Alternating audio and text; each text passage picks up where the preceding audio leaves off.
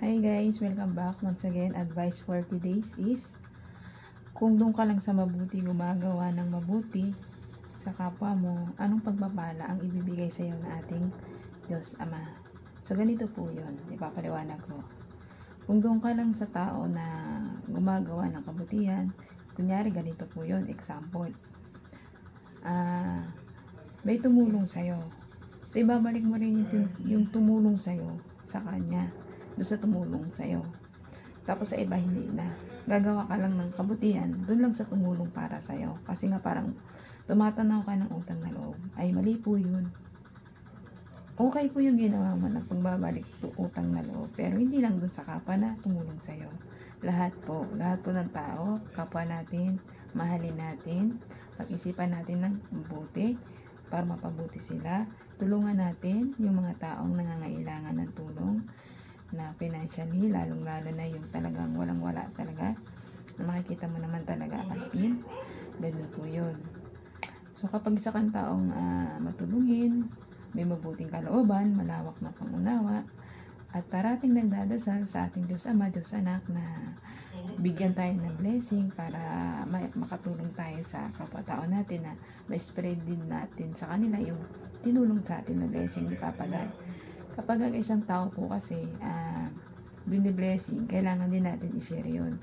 Hindi lang doon sa mga taong tumulong sa atin, kundi sa lahat talagang nangangailangan ng tulong. Huwag po lang doon sa iisa lang, kundi para sa lahat. Para sa lahat. Marami po kasing nangangailangan dito sa mundo ito ng tulong, lalong-lalo na marami pong mahihirap at nagugutom.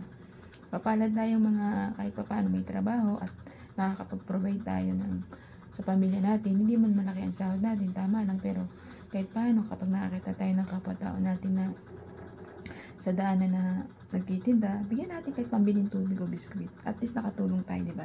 Nakapawi tayo kahit isang merienda nila, ng pawi ng gutom nila, sa hirap ng pagod nila sa lansangan, na nagtitinda sa sobrang init, di ba? Sa panahon ngayon, sobrang init, di ba?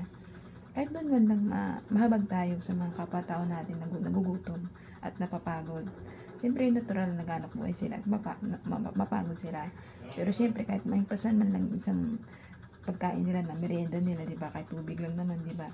Kano lang naman yun, tsaka biskuit, di ba? At least nakatulong tayo sa kapwa-tao natin na bukas sa kalooban natin na tumulong at hindi tayo marunong magdamot para sa mga blessing na bigay sa atin ating Diyos Ama.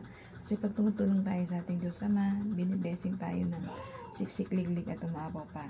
Bining sa mabuting tao, lagi ka magpasalamat sa Diyos sa mga blessing na natatanggap mo para lalong bigyan ka pa ng papagad ng mga blessing na kailangan din itulong sa kapwa-tao natin. Kasi kapag tayo ay matulungin na tao, yan ay mas lalo tayong minamahal ang ating Diyos at lalo tayong pinagpapahal at binibigyan ng blessing na marami at sisikliglig at umaapaw pa. Lagi mo lang tandaan at magdasal ka na laging tumulong sa kapwa-tao at magdasal, magpasalamat sa mga biyayang binibigay niya sa iyo. Kaya hanggang dito na lang pang aking advice. Ingat po tayong lahat and God bless.